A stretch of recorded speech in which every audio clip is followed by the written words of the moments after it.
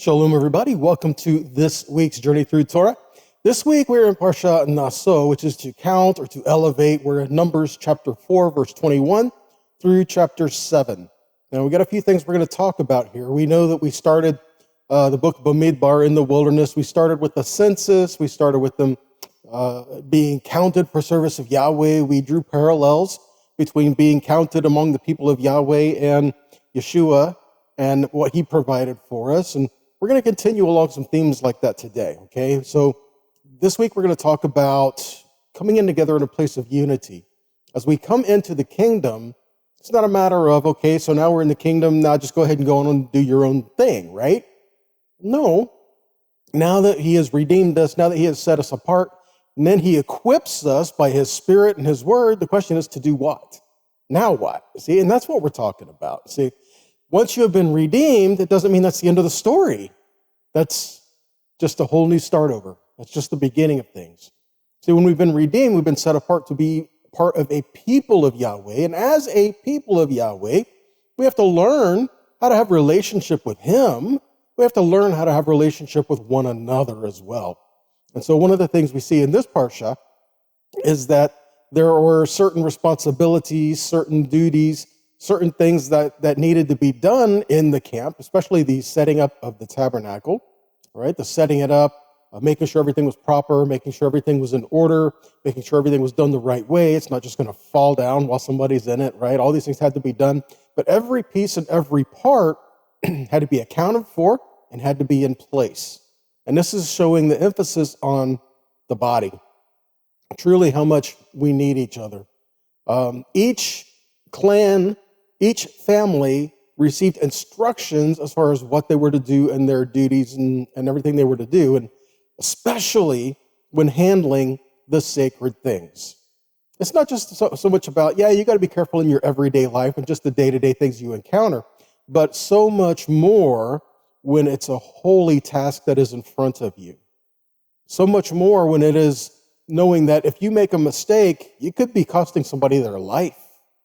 This is not just, oops, I made a mistake, I messed up. No, this is of utter importance.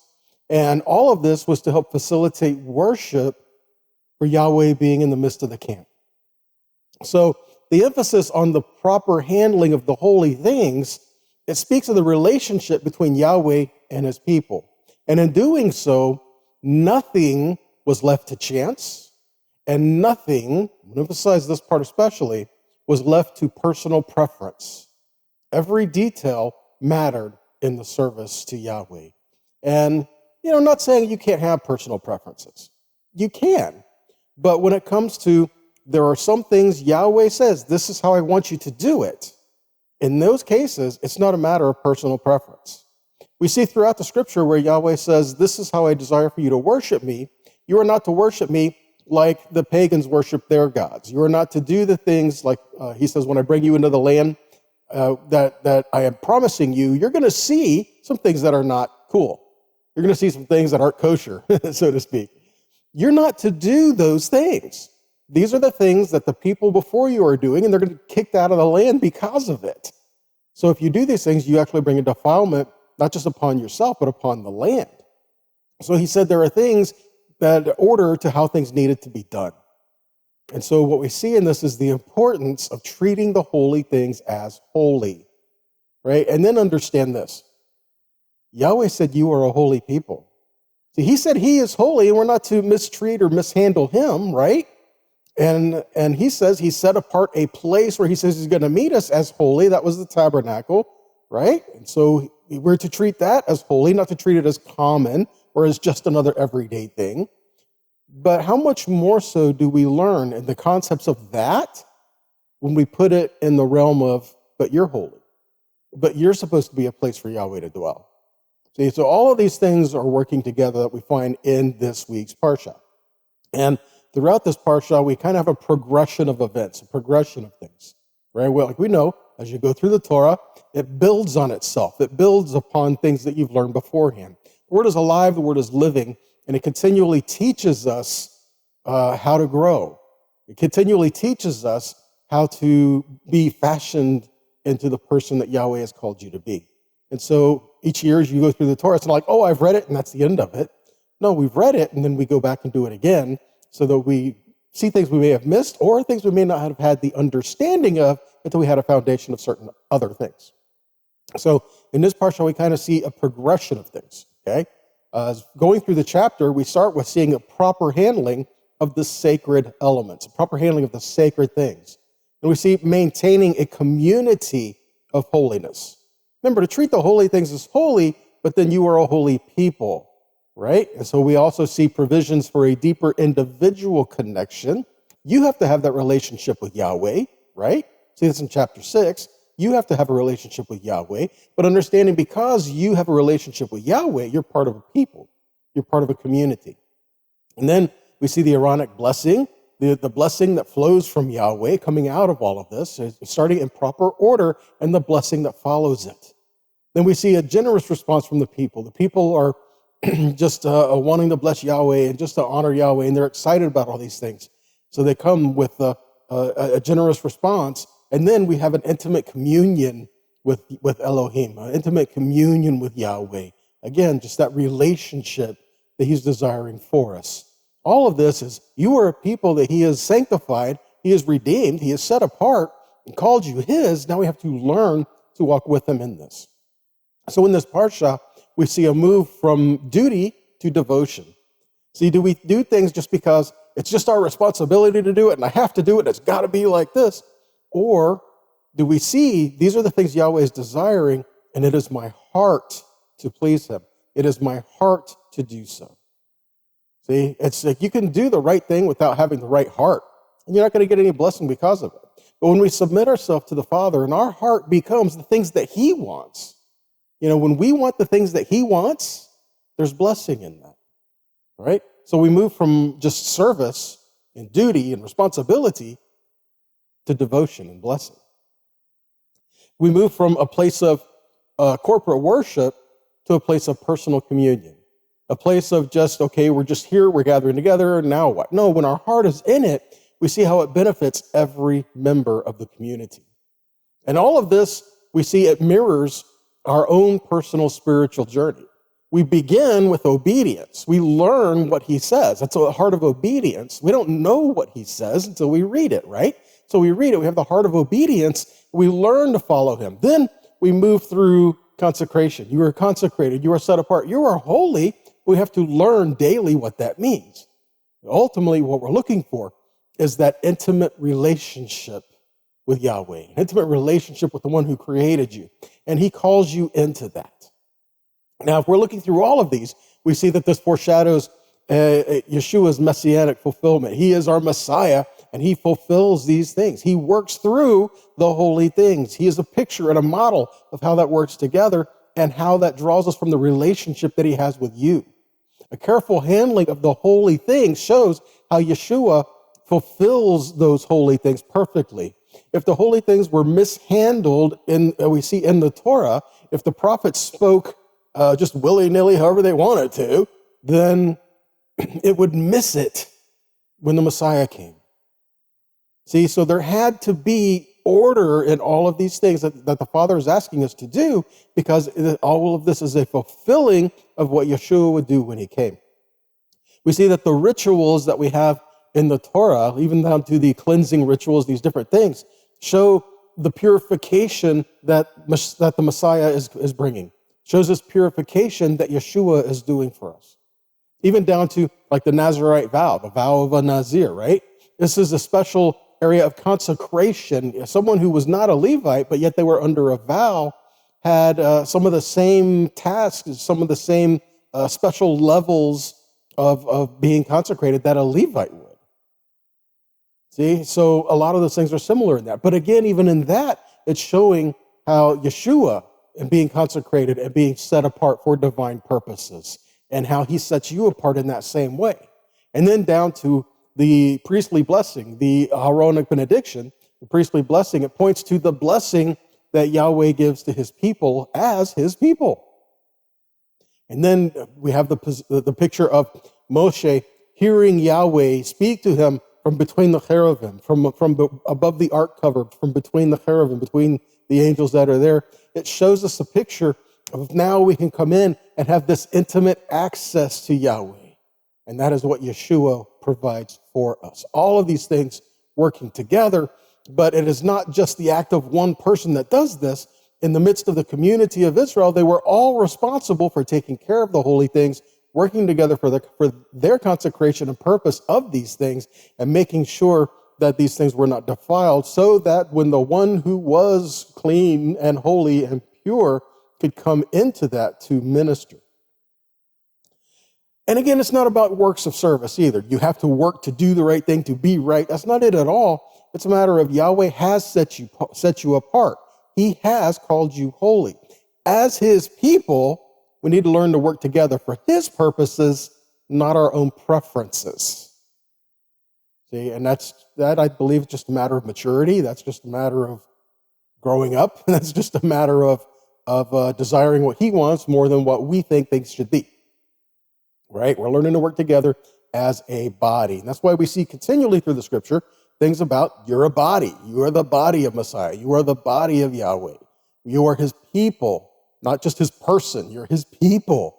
So we have to learn to work together in that. 1 Corinthians 12 says this, verses 12 through 14, says, "For just as the body is one and has many parts, and all the parts of the body, though many, are one body, so also is Messiah.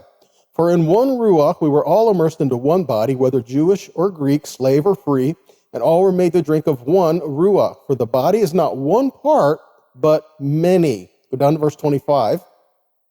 "So that there may be no division in the body, but so that the parts may have the same care for one another. If one part suffers, all the parts suffer together. If one part is honored, all the parts rejoice together. Now you are the body of Messiah, and members individually." So if we are the body of Messiah, we are all a part of that body. And what happens when parts of the body are missing? Well, the body is not whole. It's not going to function the way it was designed to.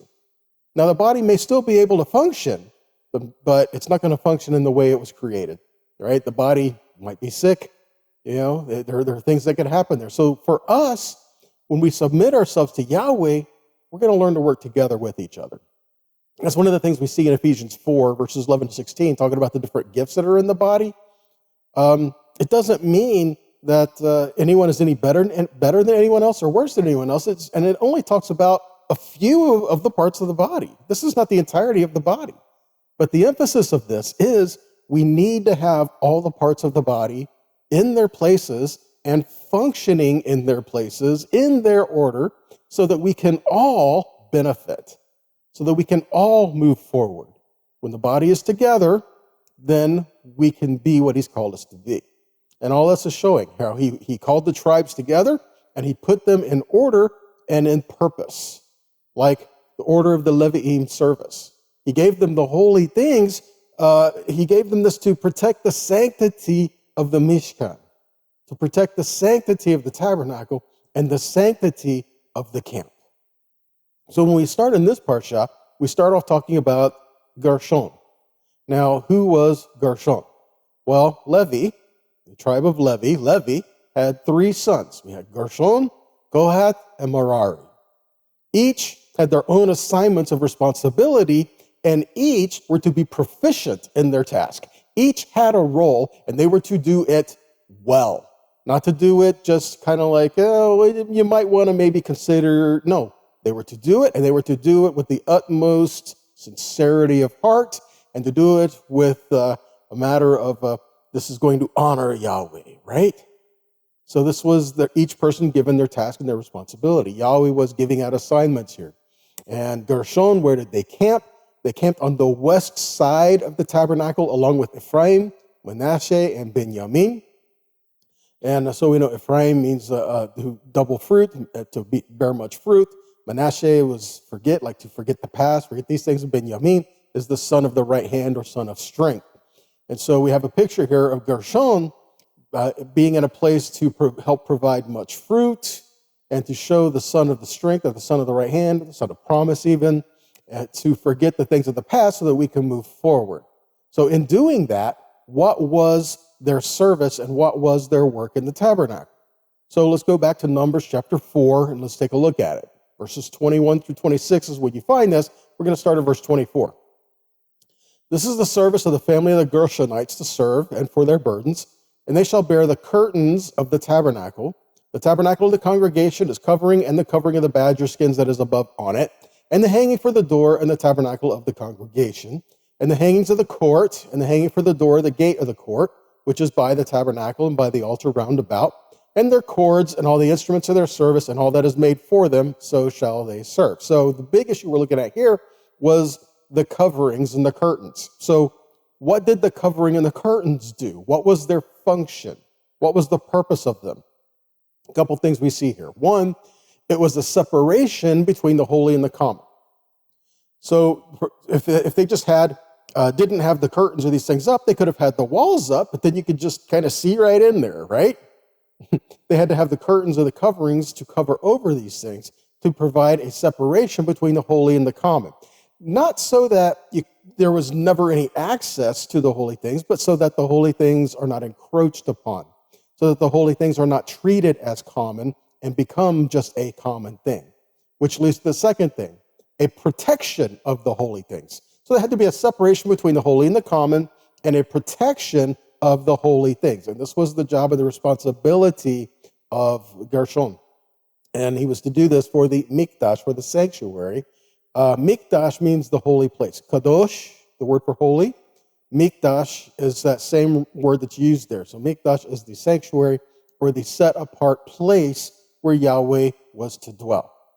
All right, so he said he is providing a place for us to dwell. This is a place that is set apart.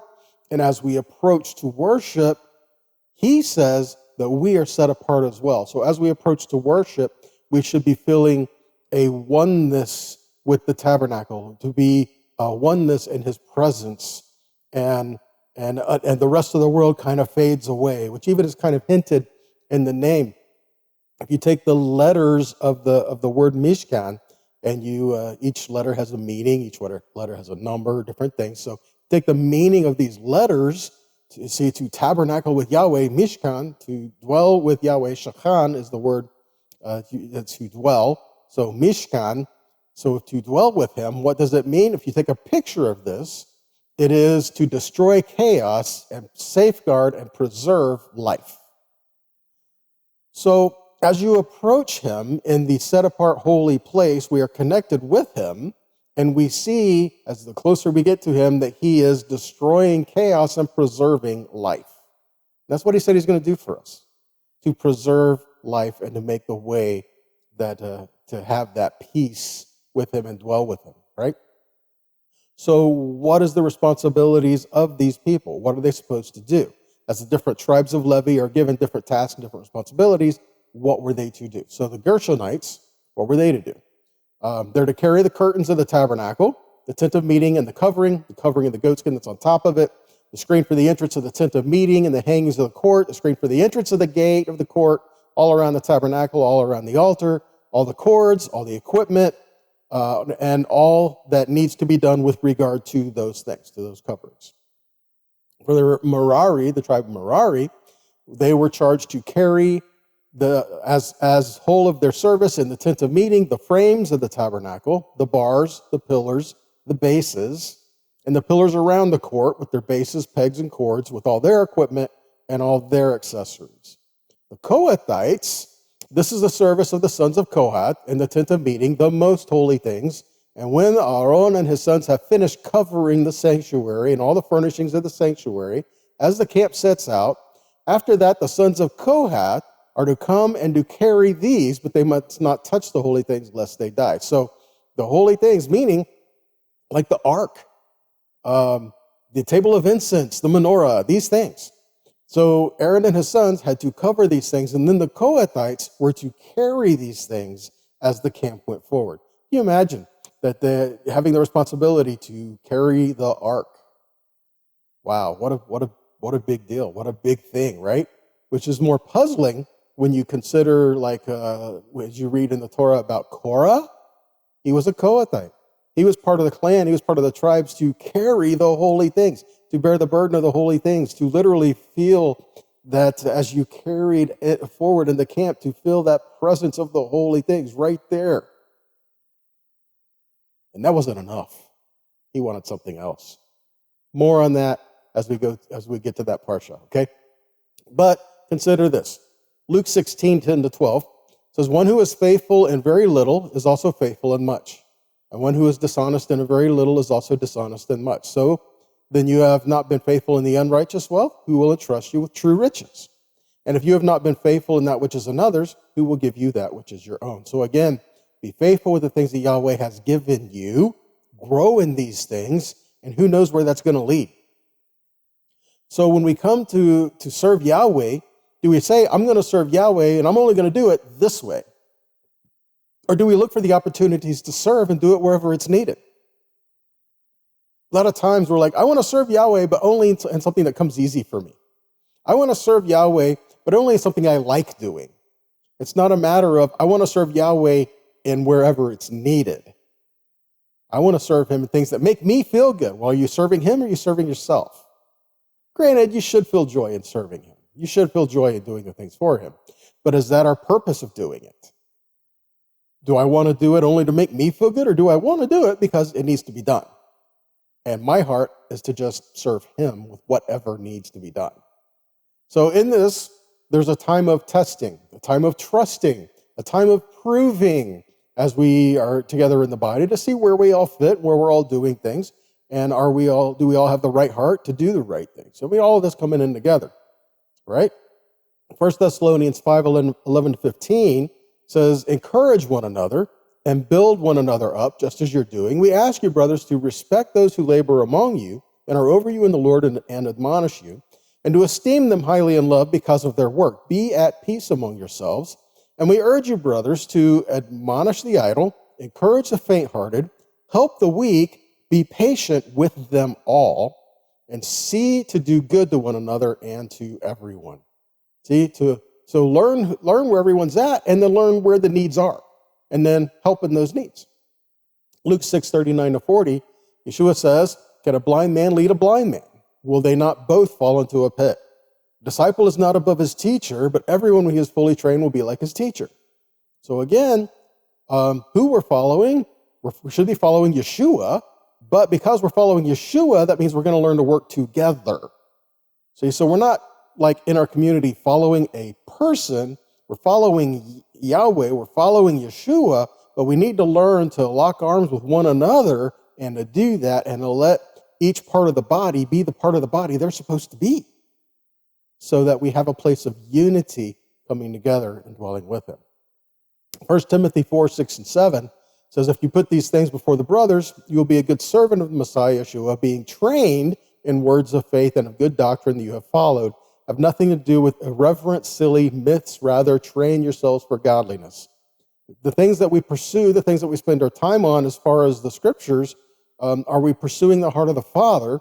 Are we pursuing his desires? Are we wanting to learn him and his ways? Or are we just trying to learn things to prove our points? Are we trying to learn things to prove everybody else wrong?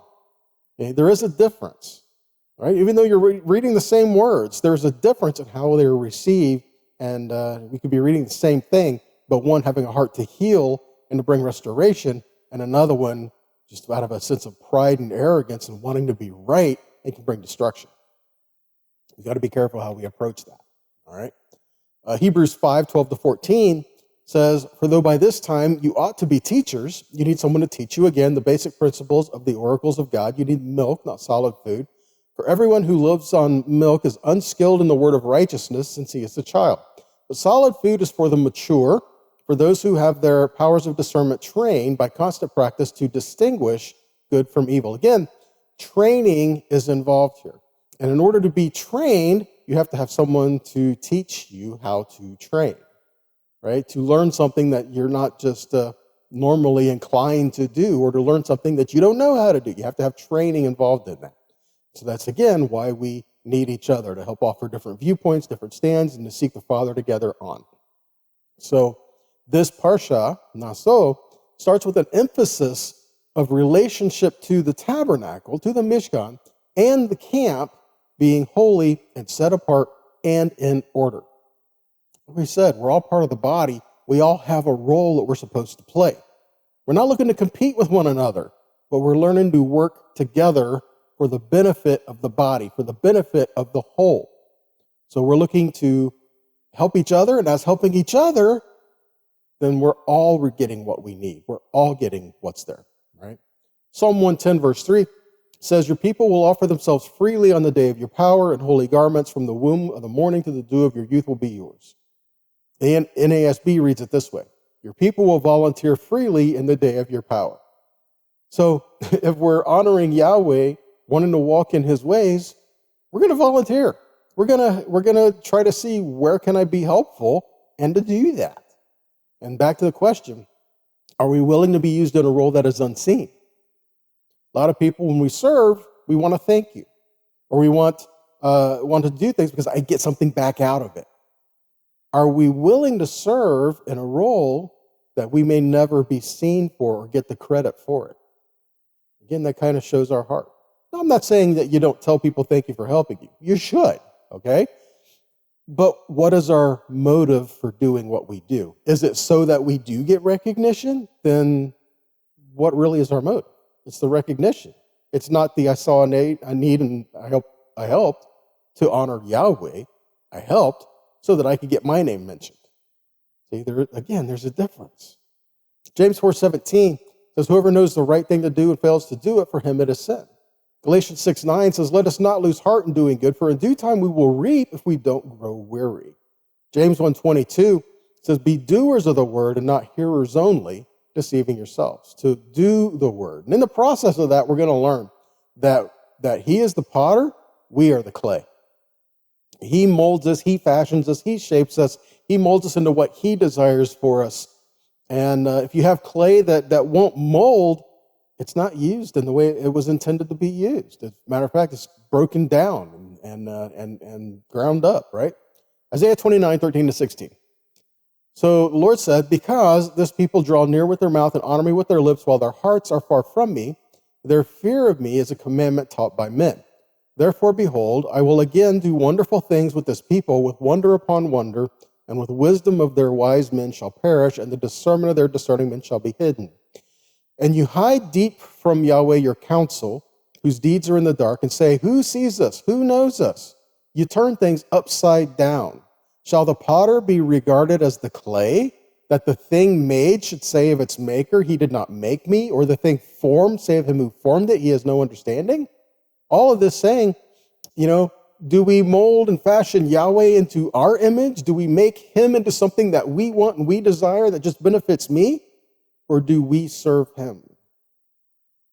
When Yeshua said, follow me, he meant follow him, not follow him only when it's convenient, or not follow him only when you agree with it, or only follow him until it doesn't feel good.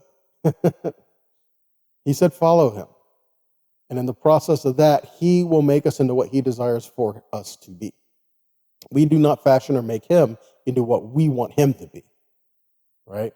The word being written on your heart changes you. It doesn't change the word, right? Back to Romans 9:20-21 says, but who are you, O man, to answer back to God? Will what is molded say to its molder, why have you made me like this? Has the potter no right over the clay to make out of the same lump one vessel for honorable use and the other for dishonorable use? Remember, this is what it is. Yahweh says he will fashion and put us in our places in things to glorify and honor him, right? Remember Nadav and Avihu, Aaron's sons? They went in and they tried to do something that was not their place to do. And it says fire came out from before Yahweh and consumed them. So again, are we willing to do what is our role in our place, or are we trying to, no, I don't want what I'm doing, I want what they're doing, because I like what they're doing better. See? Colossians 3:23 says, whatever you do it heartily as to Yahweh, not to men. That's whatever you do. Knowing that of Yahweh you will receive the reward of the inheritance, for you serve the Lord Yeshua. You serve the Lord Yeshua. But he that does wrong shall receive for the wrong which he has done, for there is no respect of persons. So whatever we're doing, we're serving Yeshua. So let's serve him. And let's be a place where people will see what you're doing. They will give glory and honor to Yahweh, not to you. We don't take Yahweh's glory. See? if we're serving him, if we're honoring him, he is my king, he is my savior, he is my Lord. I have no problem with him getting the glory. I want that. And I don't want to share in his glory. See, he does not do that. So if I'm wanting glory for myself, then I got to check my motives. So again, how do we serve him? Right? Are we envious and jealous, right? Are we jealous because somebody else is getting something that we want? Check your motives. Check your heart. Check your character.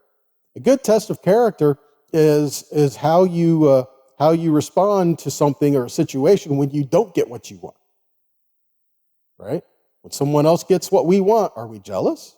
Is it, well, why did they get it instead of me? Not just why did they get it? Well, why did they get it instead of me is what we're really trying to say, right? It's not just that we want it, we don't want others to have it, whatever the thing is.